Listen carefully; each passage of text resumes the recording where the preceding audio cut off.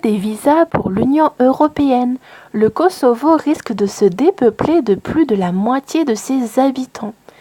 Nous sommes sur ERTV. Cet article est tiré de l'agence sputniknews.com. Ainsi, l'Union européenne, dans la longue tradition de trahison des peuples qui la composent, ouvre-t-elle ses portes à une invasion de centaines de milliers de chômeurs, parmi lesquels de nombreux escrocs sortis de la grande école de Luseka, la mafia albanaise, et autres terroristes qui font le sale boulot pour l'Empire. Car le Kosovo est un État fantoche, créé par l'Empire pour détruire la ceinture balkanique pro-russe et pour affaiblir l'Europe sur ses marges, à sa périphérie.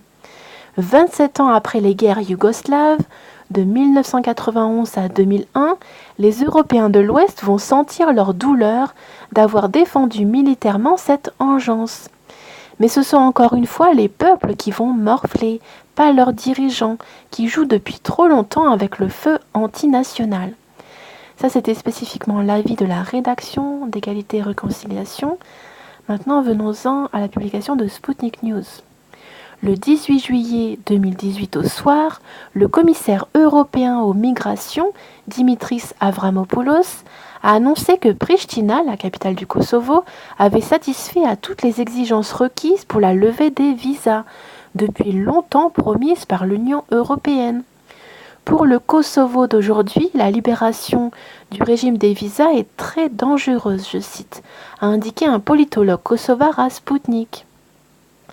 La suppression de l'obligation de visa pour les ressortissants du Kosovo souhaitant se rendre dans les pays de l'Union européenne risque de diminuer de moitié la population de la République autoproclamée, a déclaré à Sputnik le politologue kosovar Nechmedin Spahiu. Si demain les habitants du Kosovo peuvent partir sans visa en Europe, plus d'1 million de personnes le feront, à mon avis. Les institutions européennes devraient réfléchir à une telle perspective afin de ne pas admettre qu'une catastrophe éclate au Kosovo après la levée des visas pour l'espace Schengen, a expliqué l'interlocuteur de l'agence.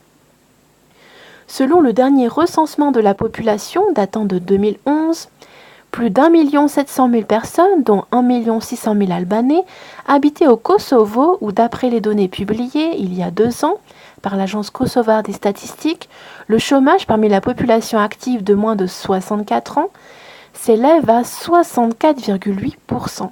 Donc c'est vraiment les 3/4, les 2/3 de la population qui sont au chômage. C'est énorme.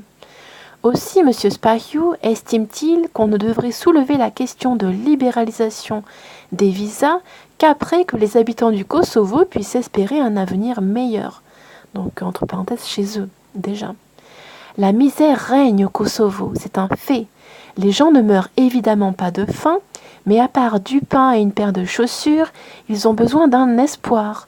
C'est justement pourquoi les gens en partent, pour ne jamais y revenir, a poursuivi le politologue. Donc ce sont des émigrés économiques qui reviennent, s'ils reviennent c'est pour la famille, mais ils vont s'établir pour des raisons économiques à l'étranger.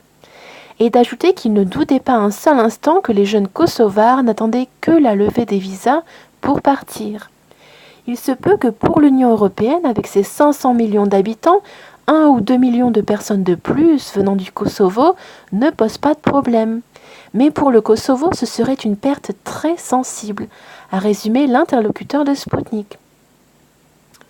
La Commission européenne a bien recommandé aux États membres de l'UE d'accorder une exception de visa aux ressortissants du Kosovo, pays non reconnu par 5 États de l'organisation supranationale, et Dimitris Avramopoulos, commissaire chargé des migrations, a invité le Parlement européen et le Conseil de l'Union européenne à adopter rapidement cette proposition visant à lever l'obligation de visa pour les Kosovars.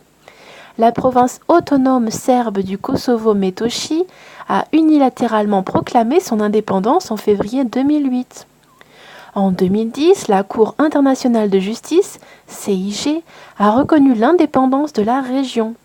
À l'heure actuelle, la République du Kosovo est reconnue, selon Belgrade, par 104 pays du monde, alors que plus de 60 États, dont la Russie, la Chine, l'Inde, Israël, la Grèce ou l'Espagne, contestent son indépendance.